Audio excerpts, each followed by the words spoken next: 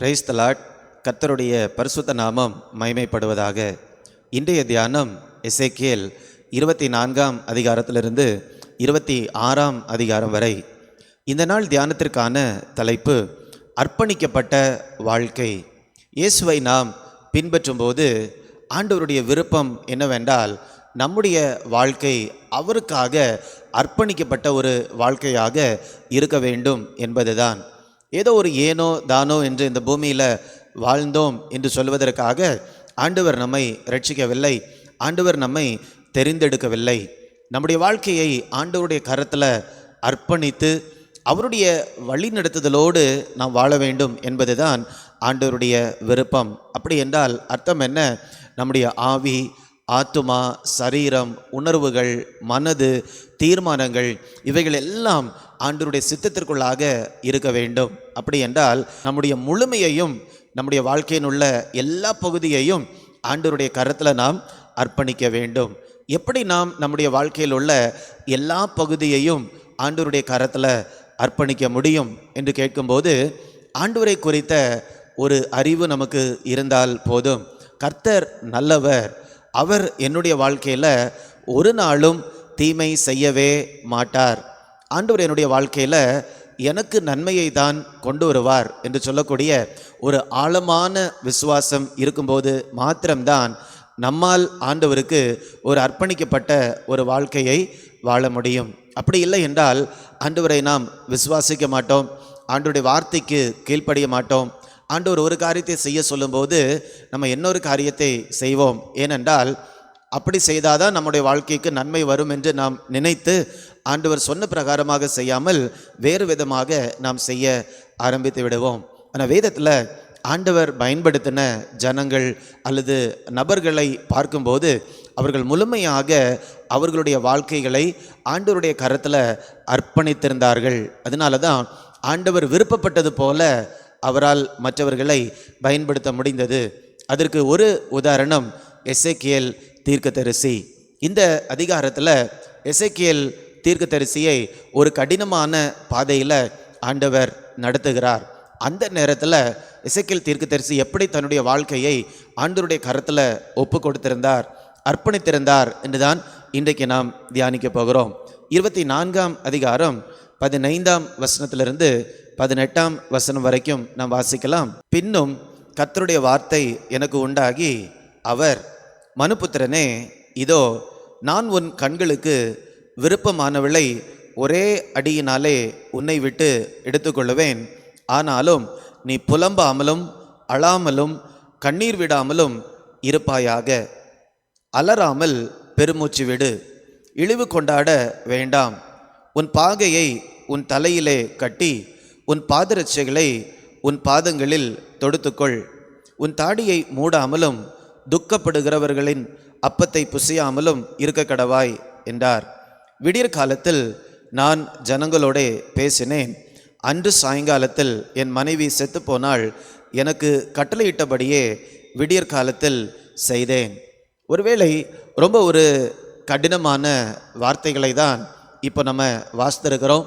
ஆனால் இந்த கடினமான வார்த்தைகள் ஒருவேளை நம்ம கேட்பதற்கு விருப்பப்பட மாட்டோம். ஆனால் இதையும் பரிசுத்த ஆவியானவர் நமக்கு எழுதி கொடுத்திருக்கிறார். நமக்கு ஒருவேளை இந்த தகவல்கள் தேவை இல்லை என்றால் ஆவியானவர் இந்த காரியங்களை நமக்கு எழுத வேண்டிய அவசியமில்லை.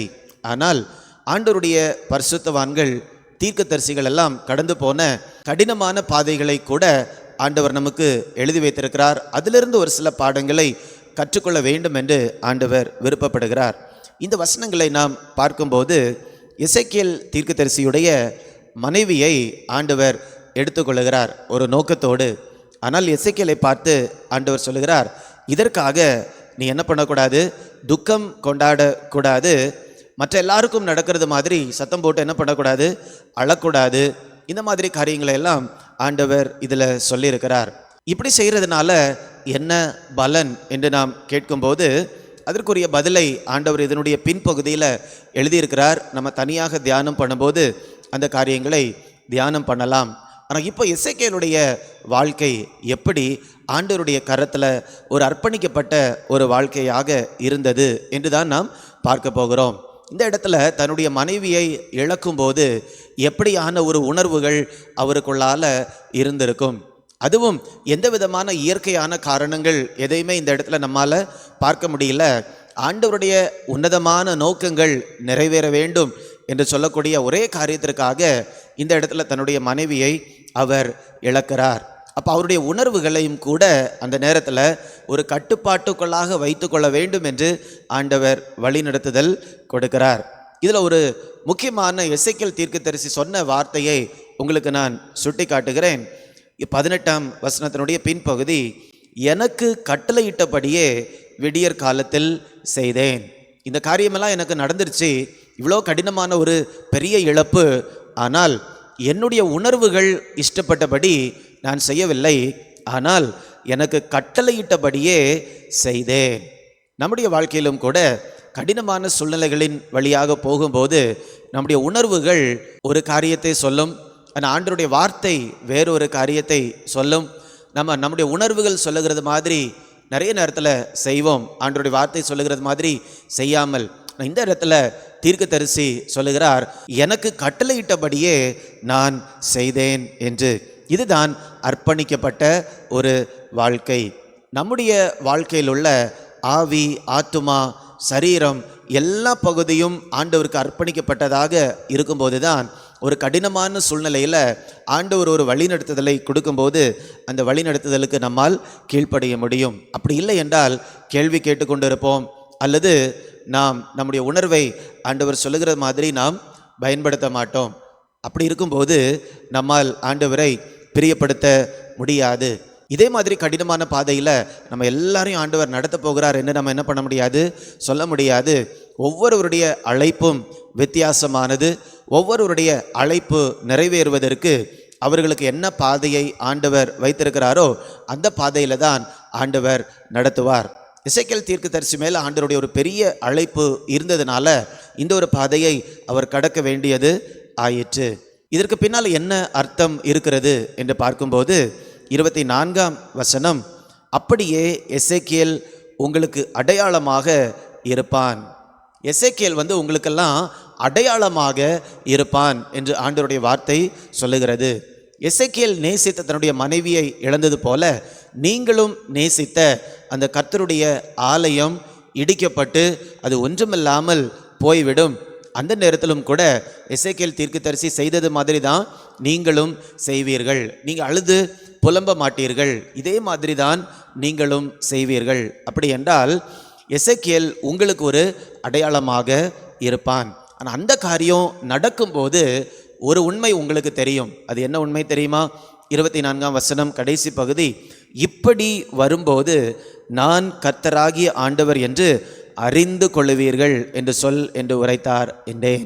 இப்போ இந்த காரியம் நடக்கும்போது நான் கர்த்தர் என்பதை நீங்கள் அறிந்து கொள்ளுவீர்கள். இப்போ எசேக்கியேல் தீர்க்கதரிசியுடைய வாழ்க்கையில் நல்ல ஒரு அர்ப்பணிப்பு இருந்தது. கடினமான பாதைகளின் வழியாக அவர் கடந்து வந்தார். ஆனால் இதெல்லாம் எந்த காரியத்தை உண்டு பண்ணிட்டு, இதனுடைய அர்த்தம் என்ன என்று சொல்லும்போது ஜனங்கள் தேவன் யார் என்பதை அறிந்து கொண்டார்கள். அந்த ஒரு உன்னத நோக்கத்திற்காக தற்காலிக இழப்புகளை தீர்க்கதரிசி சந்திக்க வேண்டியதாக இருந்தது. நம்முடைய வாழ்க்கையிலும் கூட ஆண்டவர் நமக்கு கொடுத்திருக்கக்கூடிய மிகப்பெரிய நோக்கம் என்னவென்றால், நம் மூலமாக ஜனங்கள் கர்த்தர் யார் என்பதை அறிந்து கொள்ள வேண்டும் என்பதற்காக தான். இப்போ நம்ம வாழ்க்கையில் ஆண்டவர் அனுமதிக்கக்கூடிய எல்லா காரியங்களையும் நாம் எடுத்து பார்க்கும்போது ஆண்டவருடைய நாமம் மகிமைப்பட வேண்டும் என்ற நோக்கத்திற்காக தான் ஆண்டவர் எல்லா காரியங்களையும் அனுமதிக்கிறார். இப்போ நம்ம வாழ்க்கையின் மூலமாக ஆண்டவருடைய நாமம் மகிமைப்படுகிறது என்று சொல்லும்போது அது எவ்வளவு பெரிய பாக்கியம். தேவாதி தேவன், ராஜாதி ராஜன், அவருடைய நாமம் மகிமைப்படுகிறது என்றால் அது ஒரு மிகப்பெரிய பாக்கியமாக நாம் எடுத்து வாழும்போது மாத்திரம்தான் நம்மால் ஒரு உண்மையான ஒரு அர்ப்பணிக்கப்பட்ட வாழ்க்கையை வாழ முடியும். அப்படி இல்லை என்றால் நம்ம அரைக்குறை மனதோடு தான் ஆண்டவரை நாம் பின்பற்றுவோம். அதில் எந்த விதமான அர்த்தமும் இருக்காது. இன்றைக்கு நாம் ஒரு தீர்மானம் எடுக்க வேண்டும். நான் ஒரு அர்ப்பணிக்கப்பட்ட வாழ்க்கை வாழப்போகிறேனா, அல்லது ஏதோ வாழ்ந்தோம் என்று வாழப்போகிறேனா என்ற தீர்மானத்தை இன்றைக்கு நாம் எடுக்க வேண்டும். ஆண்டவர் விரும்பக்கூடிய ஒரு தீர்மானத்தை எடுத்து அர்ப்பணிக்கப்பட்ட வாழ்க்கையை வாழ்ந்து ஆண்டவருடைய நாமத்தை நாம் மகிமைப்படுத்துவோமாக. நாம் ஜெபிக்கலாமா? அன்பின் பரலோக பிதாவே, இந்த நல்ல நாளுக்காக உமக்கு நன்றி அப்பா. ஒரு அர்ப்பணிக்கப்பட்ட ஒரு வாழ்க்கை வாழ வேண்டும் என்று ஆண்டவர் விருப்பப்படுகிறீர். எங்களுடைய ஆவி ஆத்துமா சரீரத்தை உம்முடைய கரத்தில் நாங்கள் ஜீவ பலியாக படைக்க வேண்டும் என்று ஆண்டவர் எங்களுக்கு சொல்லியிருக்கிறீர்.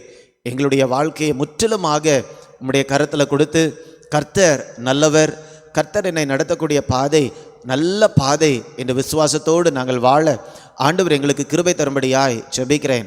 அப்படி நாங்கள் வாழுகிறதன் மூலமாக ஆண்டவருடைய நாமம் பெரிய அளவில் மகிமைப்படும்படியாய் ஜெபிக்கிறேன். அப்படி செய்து உடைய நாமத்தை நீங்கள் தொடர்ந்து மகிமைப்படுத்துங்க.